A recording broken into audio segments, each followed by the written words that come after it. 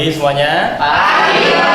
Kita akan belajar menyusun RPP yang baik. Dan tentunya kita harus tahu untuk apa sih RPP itu dan apa fungsi dari RPP itu. Oke, silakan Mbak Desi. Sebagai acuan atau pedoman pelaksanaan pembelajaran di kelas. Menurut saya RPP itu urutan-urutan pembelajaran yang akan disampaikan oleh guru, seperti itu. Ya, jadi RPP ini merupakan pedoman atau proyeksi yang akan kita gunakan untuk menentukan apa yang akan kita lakukan dalam pembelajaran dan juga untuk menentukan apa? Hasil. Benar, bagus sekali. Kita lanjutkan, apa fungsi dari RPP bagi seorang guru? Oke, Mas Jan. Ya, menurut saya fungsi RPP itu mengatur kegiatan guru sehingga guru tidak menyimpang dari apa yang telah direncanakan. Bagus sekali. Agar guru itu bisa melaksanakan sesuai dengan yang direncanakan, ya. Kemudian pembelajaran bisa lebih efektif dan efisien. Pada pertemuan kita hari ini tentunya memiliki tujuan-tujuan. Tujuan yang pertama adalah Anda dapat menganalisis kompetensi dan materi apa saja yang terdapat dalam satu KD. Baik, sebelum kita masuk kegiatan aplikasi, yakni mulai dari memahami KD sampai menyusun RPP, alangkah baiknya kita coba recall dulu lah ya pemahaman kita. Sebetulnya apa saja sih komponen yang harus ada dalam sebuah RPP? Siapa yang mau ngomong? Oke, Mas Rudi silahkan. Sepengetahuan saya untuk komponen RPP ada identitas RPP, kemudian kompetensi inti, kompetensi dasar, kemudian ada indikator, terus langkah-langkah pembelajaran, sumber dan media pembelajaran, serta nanti terakhir di penilaian. Sedangkan saat menyusun skenario pembelajaran, ya kalau kita mengikuti pada kurikulum 2013, bagaimana sebaiknya skenario pembelajaran itu dirancang? Siapa yang menjawab? Mas Mustafa silahkan. Kalau menurut saya skenario pembelajaran dalam kurikulum 2013 itu harus ada 5M. M yang pertama itu mengamati, yang kedua menanya, yang ketiga mengumpulkan data, yang M yang keempat mengasosiasi, dan yang M kelima menyimpulkan. Oke, gimana tadi jawaban Mas Mustafa? Harusnya mengumpulkan informasi bisa dalam bentuk mencoba atau mengeksperimenkan, lalu mengasosiasi, dan yang terakhir adalah mengkomunikasikan. Nah, berikutnya akan disampaikan Prof. Ani tayangan video dan model RPP. Baik, kita akan menganalisis RPP. Nanti kaitkan RPP yang ada itu dengan video yang akan ditayangkan, ya. Cari keterkaitan apakah memang video itu sudah dilaksanakan sesuai dengan RPP. Silakan Pak Sabar untuk membagi ke teman-teman. Ini ada RPP, ada cermati, kemudian ada checklist yang harus Anda isi. Sekarang kita perhatikan tayangan video yang akan diputar oleh Pak Sabar. Silakan Pak Sabar. Anak-anakku, pada hari ini kita akan membahas materi tentang tekanan. Bisa udara yang naik ke atas atau cairan yang masuk ke dalam tubuh. Ada lagi yaitu fungsi. Anda sudah menyaksikan video. Sekarang diskusikan hasil pengamatan Anda sesuai dengan apa yang kita tentukan di awal tadi, ya. Apakah skenario dalam RPP itu ada dalam video? Kemudian apakah RPP mendorong siswa untuk belajar aktif, dan apa kelebihan dan kekurangan dari RPP tersebut? Oke, jadi bagaimana temuannya? Apakah skenario dalam RPP ini dijalankan dalam video? Belum. Ada beberapa yang belum dijalankan. Satu-satu, siapa? Kegiatan inti tadi tidak ada pembentukan kelompok secara interaktif. Oke, tidak muncul pembentukan kelompok, terus? Kemudian yang tidak muncul lagi yaitu dalam kegiatan guru mendorong siswa untuk membuat pertanyaan terkait dengan menanya ya? Iya, Oke, jadi menanya tidak muncul ya? Iya. Oke. Baik, apa yang Anda temukan? Kelebihannya siswa melakukan kegiatan dalam merancang varian darah, dan pompa hidrolik. Dan guru pun membimbing dalam proses pelaksanaan percobaannya. Oke. Ya, jadi ada kegiatan yang mengaktifkan siswa untuk mencoba dan melakukan percobaan. Sehingga pembelajaran lebih bermakna. Oh, gitu ya. Oke. Sekarang kita masuk pada kegiatan 1, yaitu memahami KD. Dan perhatikan pasangan KD yang juga ada dalam LKP 1, dan Anda bisa mengamati pasangan KD apa saja, ya. Lalu nanti Anda akan mencoba menganalisis KD tersebut, kemampuan dan materi apa saja yang terkandung pada KD. Tiap kelompok menganalisis KD yang berbeda. Kelompok 1, 2, 3, 4, 5 masing-masing mendapatkan 1 KD berurutan. Bisa dipahami ya tugasnya ya. Kalian menentukan kemampuan yang harus muncul setelah siswa mempelajari KD itu. Ya. KI 4-nya, 4.2 itu menyusun tabel hasil observasi terhadap benda atau makhluk hidup dan tak hidup. Oke. Jadi untuk materinya tadi sama. Materi sama, tetapi kemampuannya ada 2. Oke.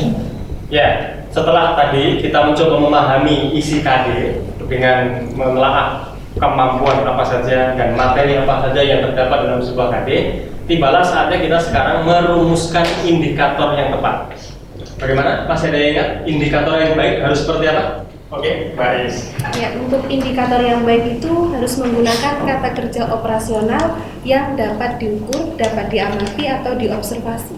Oke, baik. Berikutnya saya akan bagikan LKP 2, yakni lembar kerja peserta untuk menyusun indikator pembelajaran. Ya, yang psikomotorik bisa menyampaikan? Bisa Bu ya. Ya.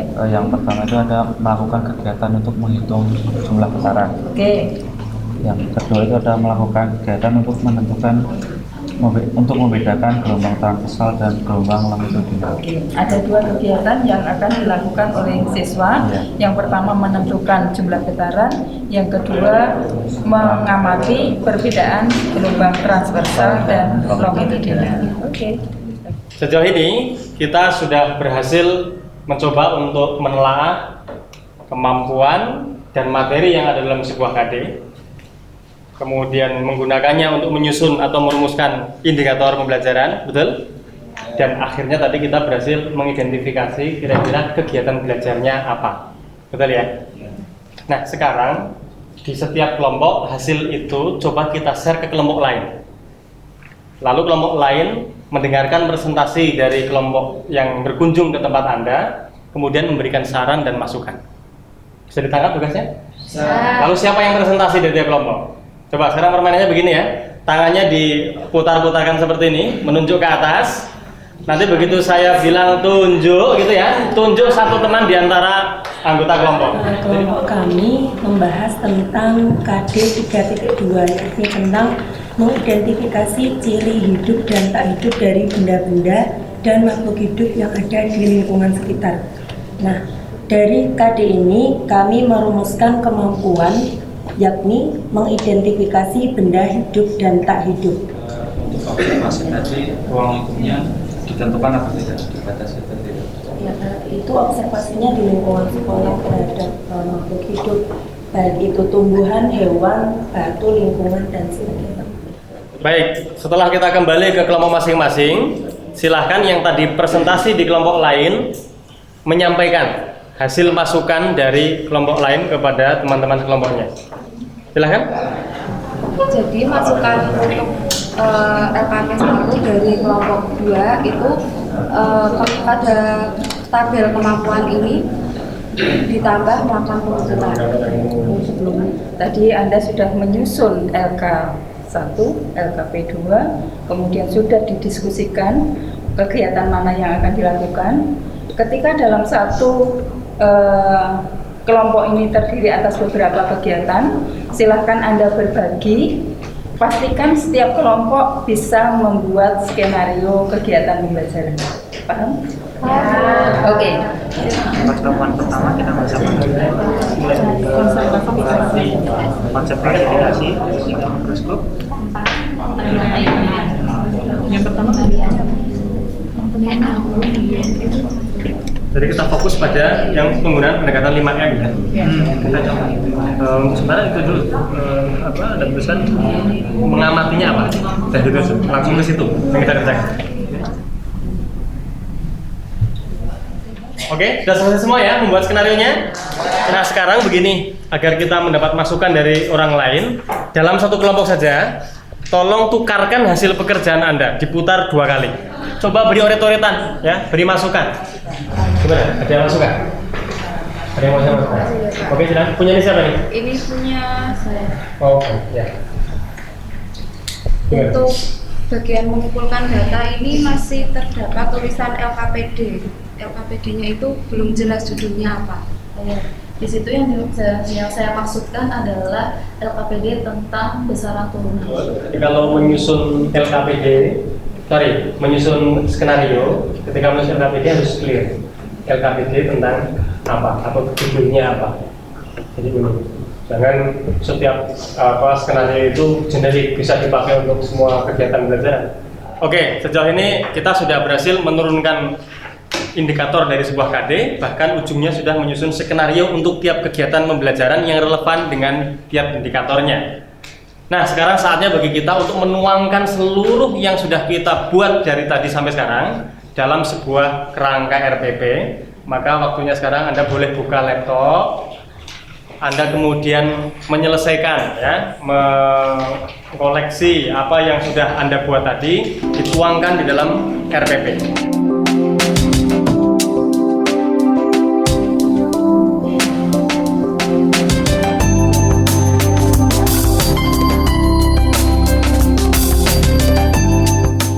Untuk KD-KD yang kita pelajari hari ini, saya coba sudah membawa beberapa media. Coba untuk masing-masing KD bisa ambil ke depan ya. Anda pakai sengki? Iya Pak. Dipakai untuk apa nih? Untuk gelombang transversal dan longitudinal.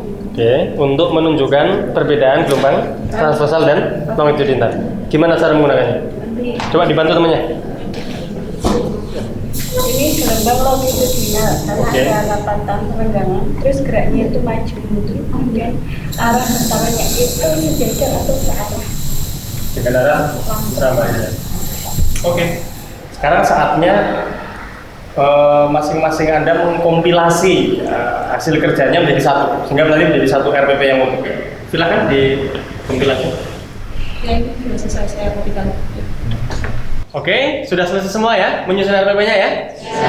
Luar biasa. Nah sekarang walaupun Anda sebetulnya sudah berusaha untuk menampilkan yang terbaik, tetap saja mungkin masih ada yang perlu diperbaiki. Maka masing-masing kelompok presentasikan RPP yang sudah dibuat di kelompok masing-masing, lalu kelompok lain memberi masukan atas apa yang sudah dipresentasikan. Untuk langkah pembelajaran pada kegiatan ini, kita akan melakukan pengukuran dengan menggunakan jangka sorong dan mikrometer skru. Kita menggunakan cincin untuk kegiatan pendahuluannya. Di sini peserta didik diminta untuk mencoba mengukur diameter cincin. Setelah itu, mengamati slide PowerPoint tentang cara pengukuran panjang menggunakan jangka sorong dan mikrometer skru. Itu kegiatan yang mengamati yang akan dilakukan oleh siswa. Apakah tes merupakan pilihan ganda atau uraian? Ini tadi untuk jenis tes tulisnya itu dibuat tes tulis dengan soal 20 pilihan ganda dan 5 uraian seperti itu. Ya nanti disebutkan. Oke lah.